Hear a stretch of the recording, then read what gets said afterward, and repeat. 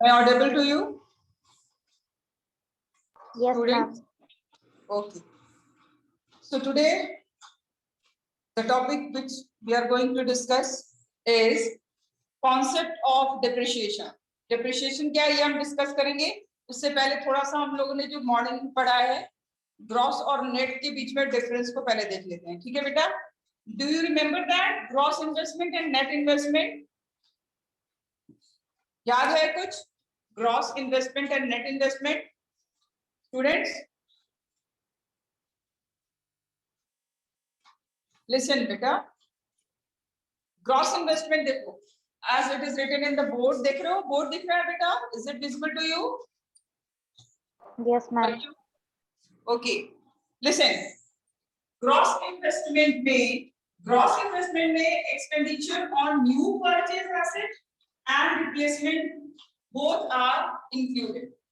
Gross में हम new machinery जो खरीदते हैं वो हम means producer. Whatever expenditure made by producer on the purchase of new machinery and plant, plus whatever expenditure made on replacement of old machinery and plant, both are included in the gross expenditure. मतलब मैंने आपको सुबह एक example दिया था. For example, if producer having 4, पहले उसके पास 4 quantity of machinery there, पहले उसके पास 4 quantity है. ठीक है? ठीक है?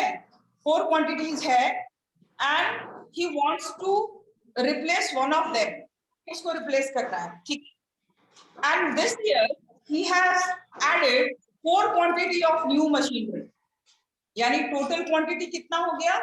8 या 7. ओल्ड 4 था, इसमें से 1 have to be changed. एक चेंज करना था. ठीक है? And 3 is added. ठीक है? तो देखो टोटल उसके पास कितना हुआ? 4 जो पहले से था उसमें से एक को चेंज किया तो अगेन ये 4 ही हो गया. तो 1 is replaced और इट मींस ऐड कितना हुआ? ओनली 3. ठीक है? तो ये आपको अगर हम ग्रॉस में देखेंगे तो 4 और नेट में देखेंगे तो ओनली 3, बिकॉज़ ग्रॉस में तो 4 हमने रिप्लेसमेंट को भी ऐड कर दिया as it is written in the board की रिप्लेसमेंट को भी हम यहाँ ऐड करते हैं. तो ग्रॉस में हम 4 दिखाएंगे, net gross investment 4 but net investment 3, because 4 quantity हमने ऐड तो किया है लेकिन एक पुराना जो था उसको हटा भी दिया है. तो जो पुराना हटाया एक रिप्लेस किया और न्यू हमने ऐड किया. ठीक है? तो ग्रॉस में 4 क्वांटिटी ऐड होगा, 4 क्वांटिटी काउंट होगा. Gross investment 4 quantity, 3 new and 1 replaced. और नेट में और only 3 quantity will be shown because 1 is replacement. खरीदा तो 4 क्वांटिटी है लेकिन दिखाएंगे नेट इन्वेस्टमेंट में only 3 because 1 is replacement. Okay? समझ में आ रहा है बेटा ग्रॉस और नेट स्टूडेंट्स? फाइल सुना बेटा? समझ में आ रहा है Harshita? Yes, ma'am. Okay.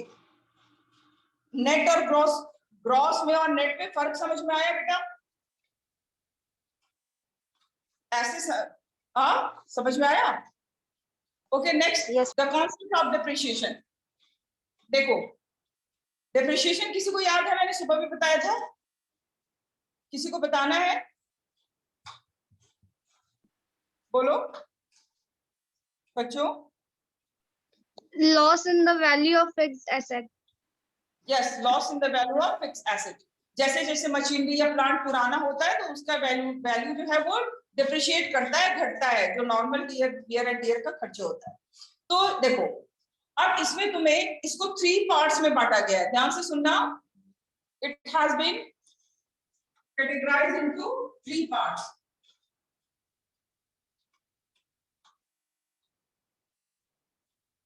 Depreciation को 3 पार्ट्स में हम बांटते हैं. देखो एक normal wear and tear as you have all जो तुमने बताया. ठीक है? Next is accidental damage and other is expected obsolescence. देखो बेटा we know that every machinery and plant is known as fixed asset because the producer make one time investment and then use it for several years of time. Repeatedly it has been used by the producer, and after a long period of time क्या होता है, सिर्फ not we they face only normal wear and tear, and they know that after 10 years or 15 years we have to replace this machine. For that they mentally they are prepared and they also keep reserve for replacement. वो mentally prepare होते हैं कि आगे 10 साल या 15 साल में हमको ये मशीनरी बदलना होगा, और अपने आप को मेंटली प्रिपेयर रखते हैं और ऑल्सो मेक फंड, वो एक रिजर्व फंड भी तैयार करते हैं कि 10 साल में हर महीने हम इतना इतना रखते हैं, हर साल हम मान लो फॉर एग्जांपल 10 लाख की मशीनरी है और 10 इयर्स के बाद उसको चेंज करना है, तो every year he save 1 lakh rupees for future में रिप्लेसमेंट की, ठीक है, for replacement of that particular machinery. तो इसके लिए इसको कहा जाता है एक्सपेक्टेड, बिकॉज एक्सपेक्टेड मतलब अनुमान है, हम जानते हैं कि after 10 years we have to change this machine, ठीक है। सो जिसको कहा जाता है आपका, इसके लिए वो तैयार होते हैं, एक्सपेक्टेड ऑब्सोलेंस, ठीक है बेटा, समझ रहे हो। नॉर्मल वेयर एंड टियर भी आप समझ रहे हो कि जो आपका धीरे धीरे पुराना होता है, उसके लिए उस चीज के लिए जो वो पैसा रखते हैं बेटा, इसको एग्जांपल में आपका जो मैंने समझाया वही सेम चीज यहाँ दिया हुआ है कि the producer keep some reserve fund for that, for changing the old machinery and plant, for replacement of the machinery and plant, they make reserve fund, ठीक है, वो एक रिजर्व फंड बनाते हैं, जिसको कहा जाता है depreciation reserve fund, ठीक है। they prepare mentally, they are preparing for that depreciation के लिए, वो depreciation के लिए, या आप कह सकते हो for changing the old machinery, वो ओल्ड मशीनरी को चेंज करने के लिए वो मेंटली प्रिपेयर होते हैं, और इसके लिए वो डिप्रिसिएशन रिजर्व फंड मेंटेन करते हैं, ठीक है। यहाँ तक कोई दिक्कत है किसी को कुछ पूछना है? कहाँ, हाँ कहाँ इतना बच्चा है, देखिए 6 को बच्चा मात्र जुड़े हैं, निराला सर हाँ, तो ये जुड़ नहीं रहा है बच्चा सब, असल में रिपीटेड क्लास होता है और ये लोग को बोलने के बाद में नहीं सुनते हैं। वो नहीं, सॉरी आपसे नहीं डिस्कस कर रहे। हाँ सर, आपसे नहीं डिस्कस कर रहे थे, सॉरी मैम, गलती से आपके पास। अच्छा ठीक। स्टूडेंट्स आप समझ रहे हो बच्चों? Data are you there? Yes ma'am. Depreciation समझ में आ रहा है आपको? डिप्रिशिएशन समझ में आया? नॉर्मल वियर एंड टियर, ठीक है। डिप्रिशिएशन, हाँ, तो एक होता है एक्सपेक्टेड डिप्रिशिएशन, मतलब जिसके लिए प्रोड्यूसर पहले से मेंटली प्रिपेयर है कि आफ्टर 5 ईयर और 10 years we have to change this machine.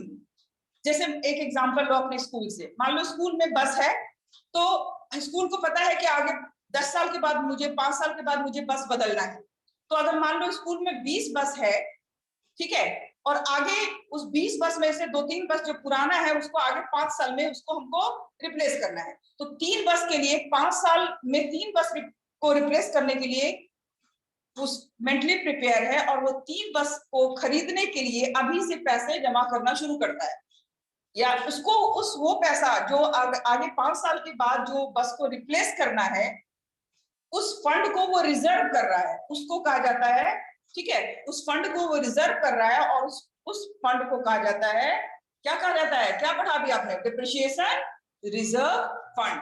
Because for क्या करना है, for changing that machinery, for changing that bus, school is mentally prepared, and for that they are making, वो क्या कर रहे हैं, they are keeping some fund for the future, 5 साल के बाद फ्यूचर में हमें उसको बदलना है, न्यू बसेस खरीदनी है।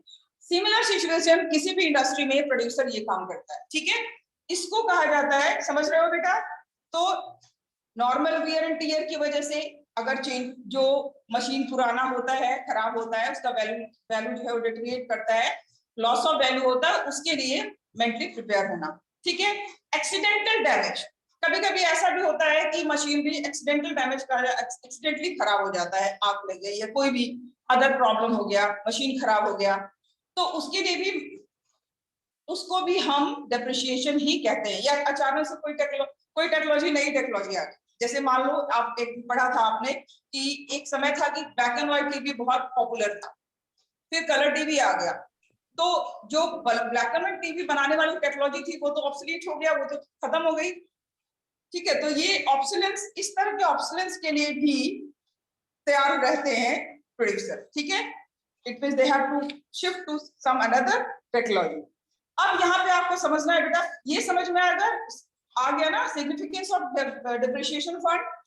बच्चों, significance of depreciation reserve fund समझ में आया? फिर से बता दें, देखो, depreciation reserve fund is a fund to replace the worn out fixed asset। जो पुरानी मशीनरी है उसको बदलने के लिए जो रिजर्व फंड रखा जाता है प्रोड्यूसर के द्वारा, that is called depreciation reserve fund. ठीक है, it fulfil the need of replacement investment, क्योंकि अचानक से कोई 3-4 मशीनरी को नहीं बदलने के लिए अचानक से उसके पास पैसा नहीं आ सकता है। तो इसके लिए, इस रिप्लेसमेंट को फुलफिल करने के लिए from very beginning they are mentally prepared, they are keeping reserve for that. ठीक है, और lack of depreciation reserve fund implies the lack of replacement investment. Accordingly, overall investment in the economy tend to fall. I've already told you that we are talking about macroeconomics. किसी एक के लिए ये बात नहीं हो रही है, यहाँ पे we are talking about the whole producer. It means all the producer sector are meant, सभी producer sector में अगर ऐसा हो कि अगर वो depreciation reserve fund maintain ना करें तो इकोनॉमी में स्लो डाउन आ सकता है। कैसे? जो डिप्रिशिएशन रिजर्व फंड अगर वो मेंटेन नहीं करेंगे तो वो फिक्स एसेट जो पुराने हो चुके हैं उसको वो दोबारा वो रिप्लेस नहीं कर पाएंगे।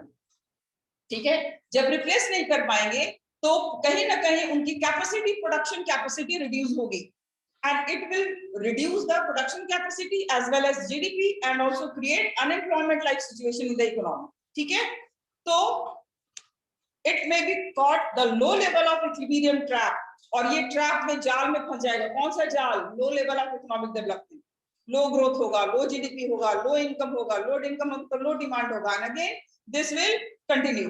ठीक है, तो इस तरह से अगेन, इसलिए पूरी इकोनॉमी में, the whole economy, depreciation reserve fund is maintained by producer for it. ठीक है, now another topic is expected and unexpected obsolescence. देखो, इसको मैं सीधे यही समझा देती हूँ। एक्सपेक्टेड मतलब समझ रहे हो, expected and unexpected. Expected, unexpected. Expected unexpected से मतलब क्या बता रहा है? एक्सपेक्टेड मतलब बेटा,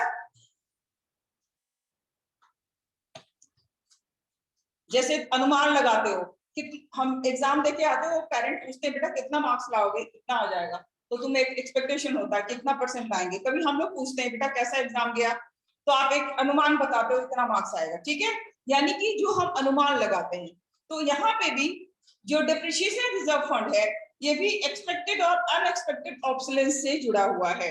देखो, यहाँ पे आपको पहला है loss of value of fixed asset when they become obsolete due to change in technology. मैंने अभी आपको बताया, जैसे मैंने बताया ना, टीवी पहले ब्लैक एंड व्हाइट टीवी चलता था, तो एक समय आया कि ब्लैक एंड व्हाइट टीवी का डिमांड कम हो गया। ठीक, तो जो लोग पहले ब्लैक एंड व्हाइट टीवी बनाते थे, they are mentally prepared, the producer of black and white TV are mentally prepared that now we have to shift on another technology which produce color TV.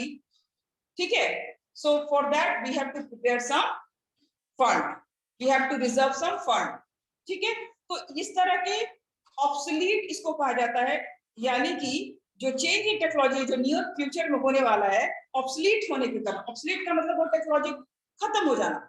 ठीक है, तो वो technology धीरे धीरे खत्म हो रहा है, it means we have to move some another technology, तो हमें कलर टीवी की टेक्नोलॉजी पे मूव करना होगा। तो ये एक्सपेक्टेड, ये भी आपका एक्सपेक्टेड में ही आएगा। ठीक है, समझ रहे हो बेटा? दूसरा, पता है कि हमको अब कलर टीवी नहीं, ब्लैक एंड व्हाइट टीवी नहीं बिकने वाला है, तो हमें पता है उसके लिए हम नए टेक्नोलॉजी के लिए हम मेंटली प्रिपेयर है। ठीक है, तो ये क्या है? एक्सपेक्टेड ऑब्सोलेंस, मतलब वो ऑब्सोलेंस, वो चीज जो खत्म होने वाला है, इसके लिए हम ये एक्सपेक्टेड है, पहले से अनुमान है कि अब हमें नया चीज करना होगा।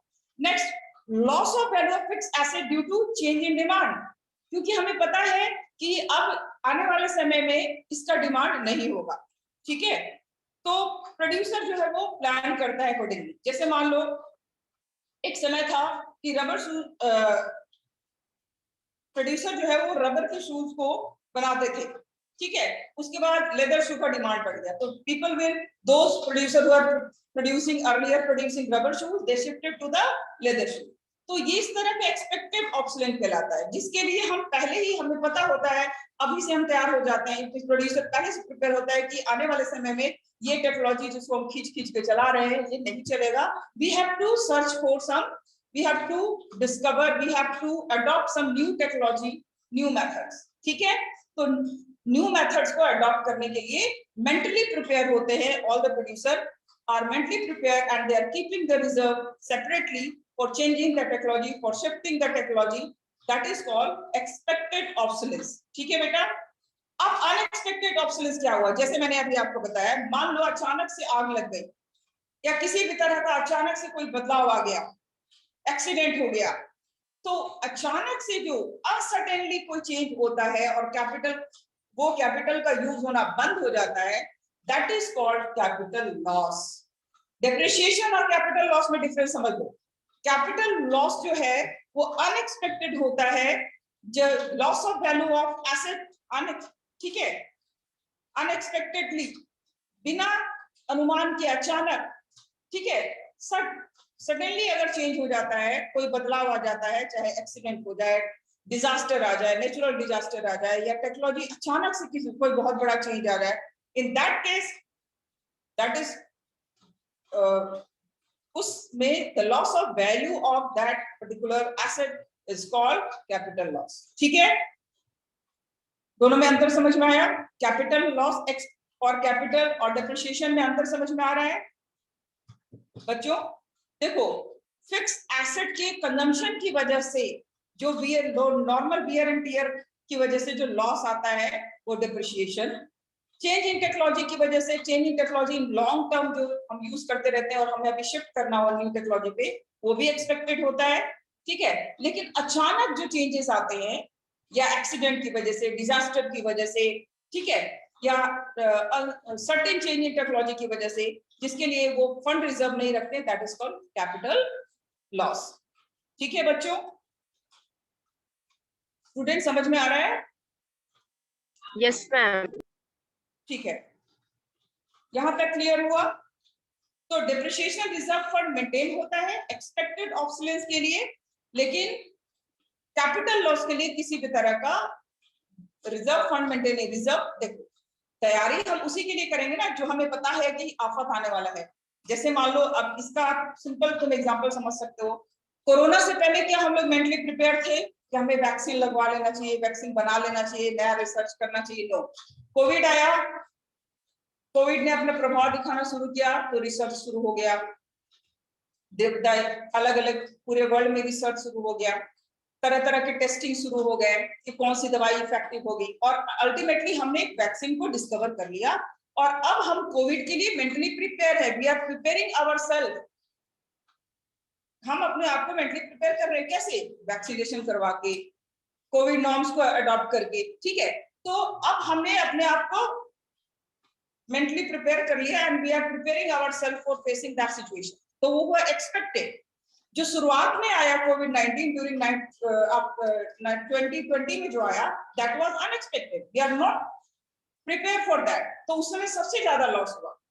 इसी तरह जो टेक्नोलॉजी है, यहाँ पे भी वही चीज है। डेप्रिसिएशन जो है बेटा, उसके लिए, डेप्रिसिएशन के लिए हम मेंटली प्रिपेयर होते हैं, ठीक है, जिसके लिए रिजर्व फंड मेंटेन होता है। बट जो कैपिटल, वो नॉर्मल वियर एंड टियर है, लेकिन जो अनएक्सपेक्टेडली आ जाता है, सडनली अचानक से आ गया, अनसर्टेन है जो, ठीक है, चाहे वो टेक्नोलॉजी चेंज हो, चाहे वो एक्सीडेंट हो, चाहे वो डिजास्टर हो, ठीक है, जो अचानक से जो चेंजेस आते हैं, जिसके लिए हम मेंटली प्रिपेयर नहीं है, जिसके लिए हमने कोई तैयारी नहीं किया है, जिसके लिए हमने कोई फंड रिजर्व नहीं किया है, that is called capital loss, ठीक है। चलो, अब नेक्स्ट जो आपको पढ़ना है बेटा, वो है stock and flow. Expected unexpected समझ गए ना? जिसके लिए तैयार है वो एक्सपेक्टेड, जिसके लिए तैयार नहीं है वो अनएक्सपेक्टेड। और इकोनॉमी पे अनएक्सपेक्टेड ऑब्सोलेंस का, या अगर फंड रिजर्व नहीं कर मेंटेन नहीं करते उसका इकोनॉमी पे नेगेटिव इंपैक्ट पड़ता है। नेगेटिव इंपैक्ट मींस आप देखो 2020 में क्या हुआ था नेगेटिव इंपैक्ट, स्लो डाउन आया, ठीक है, low invest, low production, low demand, low production, low income, negative GDP, ठीक है। It means we are not mentally prepare for that, हमने उसकी तैयारी नहीं की थी, we have not maintain in reserve fund. तो यहाँ पे वो अनएक्सपेक्टेड हो गया। और एक्सपेक्टेड में अभी जो आ रहा है, अभी भी कोविड है, but we are, it is expected, हम पहले से तैयारी करते हैं कि अब ये वेव आएगा, वो वेव आएगा, we have to prepare ourselves. तो प्रोडक्शन में भी ऐसा ही होता है, अब वो स्लो डाउन नहीं आएगा जो हमने 2020 में फेस किया है, ठीक है। चलो अब आता है stock and flow. Stock and flow, नाम से ही पता चल रहा है बेटा, स्टॉक जो रिलेटेड है, stock is related with the point of time. आपने इंग्लिश में पढ़ा है बेटा एक चीज, पॉइंट ऑफ टाइम और पीरियड ऑफ टाइम, कोई बताएगा बच्चों? कोई बताएगा? आपने पढ़ा होगा ना ग्रामर में, पॉइंट ऑफ टाइम और पीरियड ऑफ टाइम, याद है?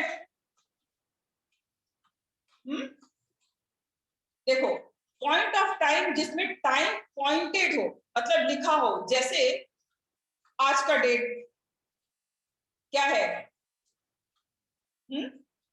23 April 2022, the time is pointed.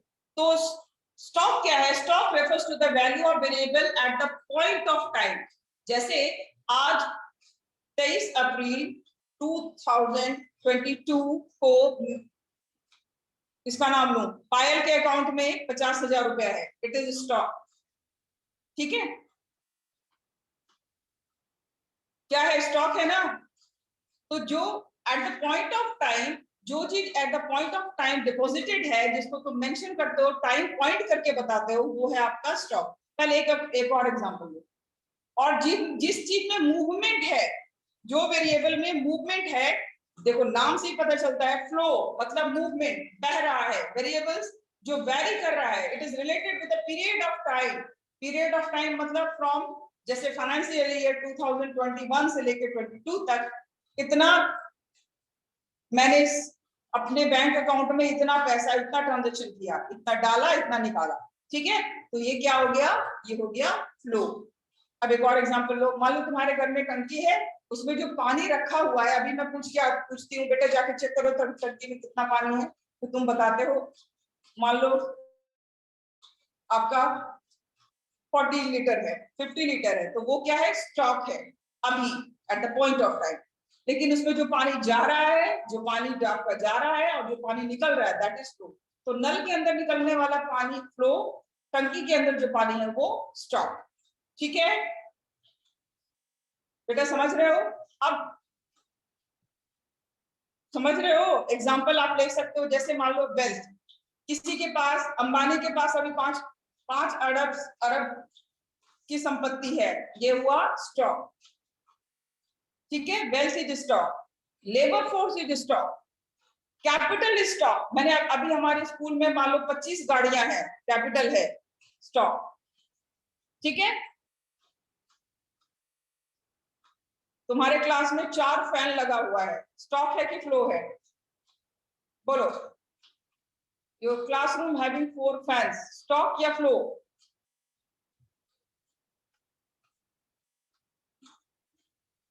बोलिए। सिल्की जैन सो गए बेटा? Silky Jain? Yes ma'am. Class में लगा हुआ फैन, 4 फैन लगा हुआ है, स्टॉक है कि फ्लो है? स्टॉक। स्टॉक है। 2 और फैन लग गया,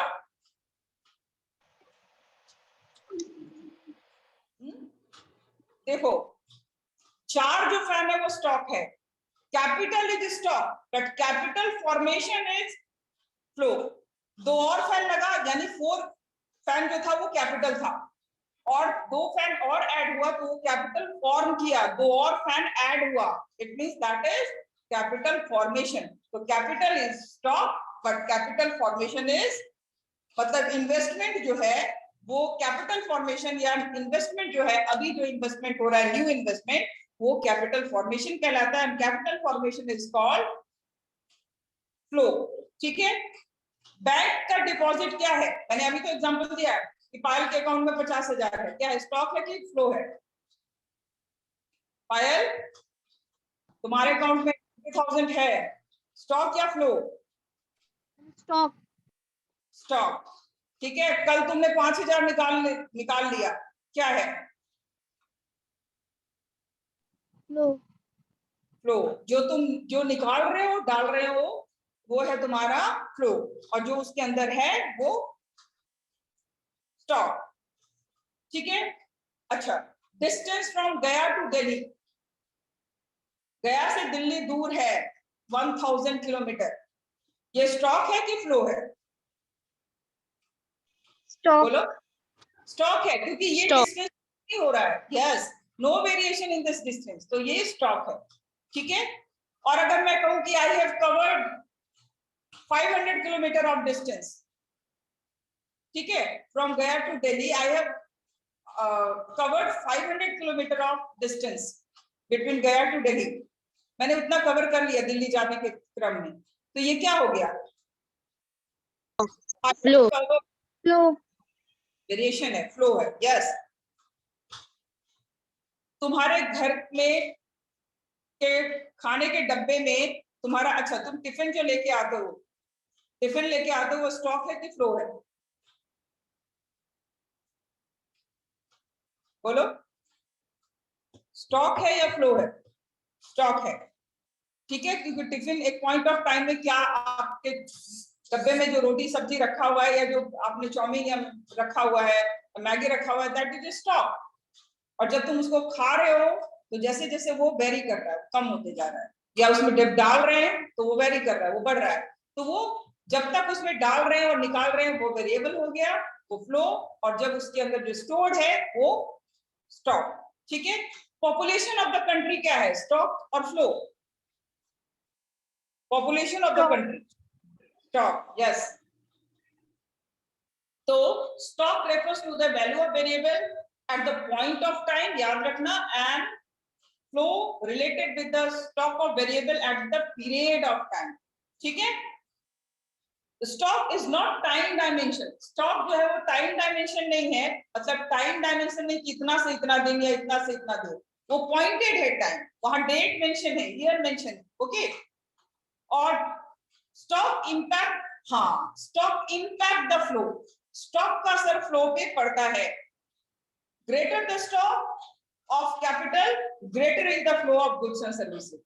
जितना ज्यादा इकोनॉमी में कैपिटल को हमने क्या कहा, कैपिटल इज स्टॉक, तो जितना ज्यादा कैपिटल होगा उतना ज्यादा जीडीपी क्रिएट होगा, उतना ज्यादा गुड्स एंड सर्विसेज का प्रोडक्शन होगा। It means there is a huge impact of stock on flow, stock का असर फ्लो पे पड़ता है। ठीक है, याद रहेगा बेटा, greater will be the stock, more will be the flow of goods and services, okay. दूसरी तरफ फ्लो क्या है, flow refers to the value of variable which related with the period of time. Flow is time dimensional, it is measured per hour, per month, per year etcetera. ठीक है, at point वहां time pointed नहीं है, year, month, ठीक है, week, our, ठीक है, ये इस तरह लिखा होगा, डेट नहीं लिखा होगा, time is not pointed, date या टाइम पॉइंटेड वहां नहीं है। और आपने जैसे ही सुना फ्लो इंपैक्ट द स्टॉक, जितना ज्यादा फ्लो होगा, जिस तरह से स्टॉक का असर फ्लो पे पड़ता है, मोर will be the stock of capital, more will be the production of goods and services. तो फ्लो, गुड्स एंड सर्विसेज का प्रोडक्शन फ्लो है, और कैपिटल क्या है, स्टॉक है। दूसरी तरफ, यानी कि जिस तरह मोर will be the stock, more will be the production, उसी तरह मोर will be the production, again more will be the capital. जितना ज्यादा गुड्स एंड सर्विसेज का प्रोडक्शन होगा, कैपिटल एसेट उतना ही ज्यादा बढ़ेगा, मोर will be the stock. So both having the impact on each other, दोनों का असर एक दूसरे पे पड़ता है। स्टॉक ज्यादा होगा तो फ्लो ज्यादा होगा, फ्लो ज्यादा होगा तो स्टॉक भी ज्यादा होगा। ठीक है बच्चों, समझ में आ रहा है? It means mutual dependence between stock and flow, दोनों के बीच में म्यूचुअल डिपेंडेंस है, दोनों एक दूसरे पे निर्भर हैं, फ्लो और stock. I will give you 30 second, इसको पढ़ लो एक बार।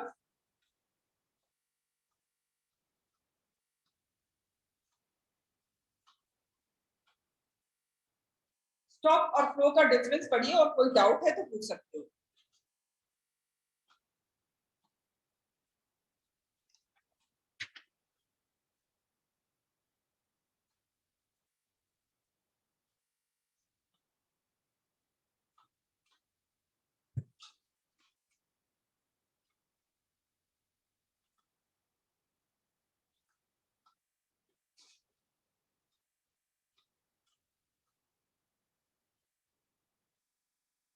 पढ़ लिया?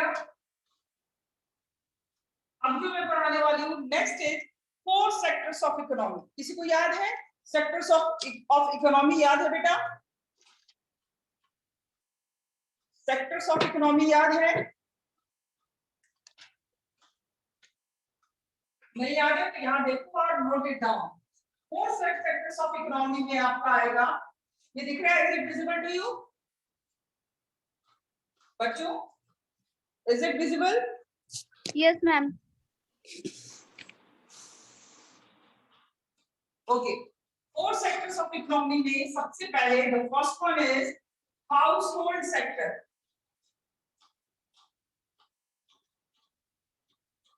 Household sector. The first is household sector. The second is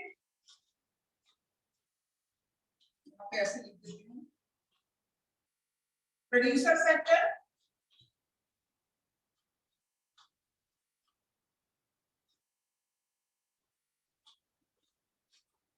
Three, government sector. And 4, external sector.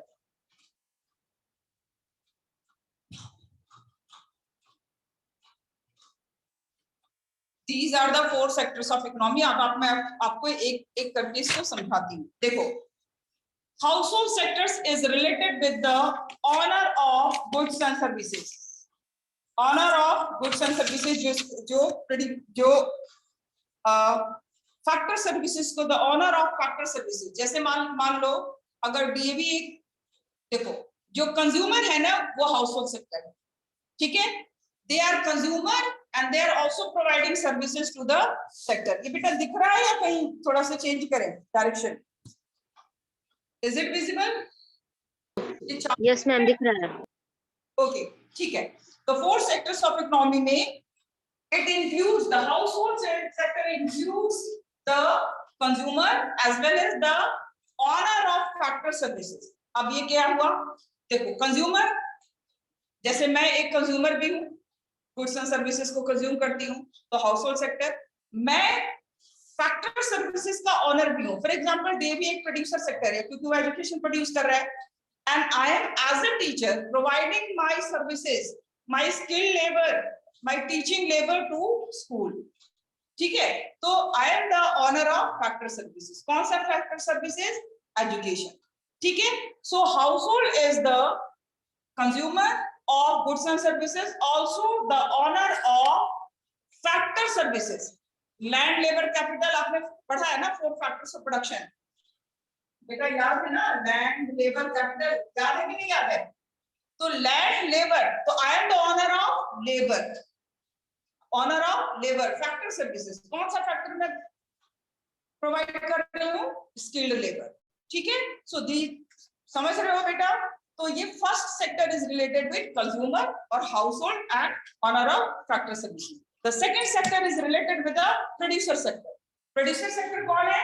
Those who are producing the goods and services, ठीक है? All the entrepreneur industries, they are called, it means those who are producing the goods and services by using the 4 factors of production: land, labor, capital and entrepreneur, ठीक है? तो इन चीजों को use करके जो goods and services का production कर रहे हैं, that is called producer sector. Now tell me, DAV में और मेरे में Who is producer sector and who is household sector? बोलिए, who is producer sector and who is household sector? Between me and DAV, who is producer sector and who is household sector? नाम लेके बुलाना पड़ेगा। Silky Jain, Yes, ma'am. कौन है producer sector? Between B DAV. And D. हाँ बोलो। Yes DAV producer sector है। Yes. और हाउसहोल्ड सेक्टर? आप यस, मैं भी हूँ और तुम भी हो। yes, ma'am. You are the household sector because you are consuming goods and services. ठीक है? You are consuming the service of education, and I am also a household sector because I am providing my factor services to DAV. ठीक है? तो we are household sector. DAV producer sector है, लेकिन मैं नहीं हूँ। मान लो तुम्हारे घर में अगर पापा तुम्हारे बैंक में काम करते हैं, तो बैंक इज तुम्हारे फादर हाउसहोल्ड सेक्टर है, लेकिन बैंक जहां वो काम कर रहे हैं वो प्रोड्यूसर सेक्टर है। वो बैंक प्रोड्यूस कर रहा है सर्विसेज। ठीक है? तो हाउसहोल्ड सेक्टर में कंज्यूमर भी और those who are the owner of factor services are also included in the household sector. Now the third sector is government. Government क्या रोल करता है? Government sector maintain rules and regulation. देखो, they are, ये क्या है? Consumer है, consume goods and services and also provide factor service. Producer sector produce goods and services by, कैसे? By using all the factors of production, land, labour, capital and entrepreneur. Government का क्या role है? Government is maintaining law and order. Government law and order को maintain कर रहा है, law and order को produce कर रहा है, वेलफेयर प्रोड्यूस कर रहा है एज ए वेलफेयर एजेंसी। ठीक है? तो उसका फंक्शन जो है वो एक कंट्रोलिंग, आप कह सकते हो वेलफेयर मेंटेनेंस के लिए हो रहा है, तो एज ए प्रोड्यूसर सेक्टर वो भी है। ठीक है? तो ये गवर्नमेंट दोनों की तरह काम करता है। Government is working in the form of producer भी और हाउसहोल्ड भी। ठीक है? गवर्नमेंट प्रोड्यूसर कब है? जब वो जैसे रेलवे का सर्विस दे रहा है तो वो प्रोड्यूसर हो गया। कंज्यूमर कब है? हाउसहोल्ड कब है? हाउसहोल्ड तब है जब वो वेलफेयर का वर्क करता है। जैसे वो बीपीएल के लिए आप देखते हो फूड ग्रेन खरीदता है और वो फिर वो डिस्ट्रीब्यूट करता है बीपीएल को एट द लो प्राइस। ठीक है? वो डिफेंस पर्सन के, आप लॉ एंड ऑर्डर को मेंटेन करने के लिए, वो लॉ एंड ऑर्डर को मेंटेन करने के लिए सर्विसेज प्रोड्यूस कर रहा है। वो डिफेंस को मेंटेन कर रहा है और डिफेंस पर्सन को के लिए वो गुड्स एंड सर्विसेज भी प्रोड्यूस कर रहा है। जब वो चैरिटी करता है, वेलफेयर करता है, तो कंज्यूमर है। जब वो लॉ एंड ऑर्डर मेंटेन करता है, जब वो रेलवे सर्विस, पोस्ट ऑफिस का सर्विस, डिफेंस सर्विस प्रोड्यूस कर रहा है, तो वो प्रोड्यूसर है। तो government is acting as welfare agent